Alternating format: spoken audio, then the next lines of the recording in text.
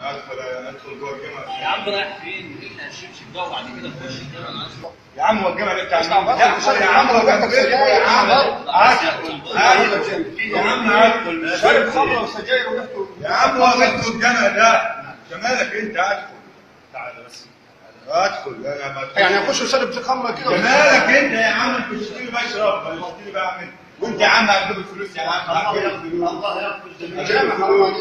يا عم ولا بيتكم ولا شاشه جمالك انت ولا الشيخ هيقول على المفازون يا عم ولا اي لا انا اعمل قاعده اعملها عالي صوت يا عم قدامي على راسك جمالك انت ولو شارب اقعد هنا يا شيخ قاعد استنى تعالى بس كبس بقى ايدك 3 مرات لا ايدك 3 مرات 3 مرات بعد كده ممكن 3 مرات مضمضه الشيخ دخل الجامع شرب خمره وريحته سجاير كان يضرب بالسجاره دي يقف قاعد عن جهره لا صح لا صح ما تمشيش معاك يعني. الله أكبر. الحمد لله رب العالمين الرحمن الرحيم مالك يوم الدين. قل يا عبادي الذين أسرفوا على أنفسهم لا تقنطوا من رحمة الله إن الله يغفر الذنوب جميعا إنه هو الغفور الرحيم.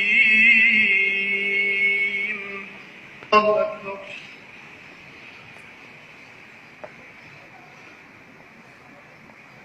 سمع الله لمن حمده.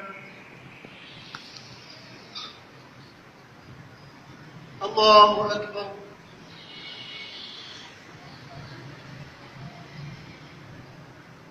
الله أكبر. الله أكبر.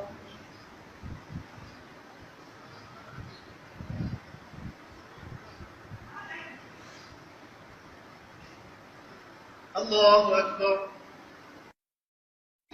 ولا الضالين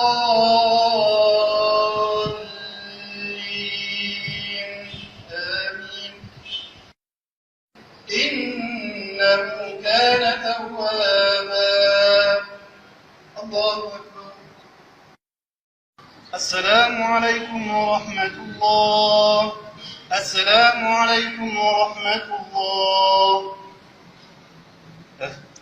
كابتن لازم قلت لي خليه يصلي او دي نام في الصلاه. لا بقول فتره يا عم اكيد يا عم لا اكيد مالوش قوم يا عم من نومك وجاءت سكرة الموت بالحق ذلك ما كنت منه تحيد. وجاءت سكرة الموت بالحق ذلك ما كنت منه تحيد. وجاءت سكرة الموت بالحق ذلك ما كنت منه تحيد. كده الله سبحانه وتعالى يعني الإنسان هتأتيه المنية في أي مكان وكان هيموت بره، ولكن الله سبحانه وتعالى عندما أراد له بالخير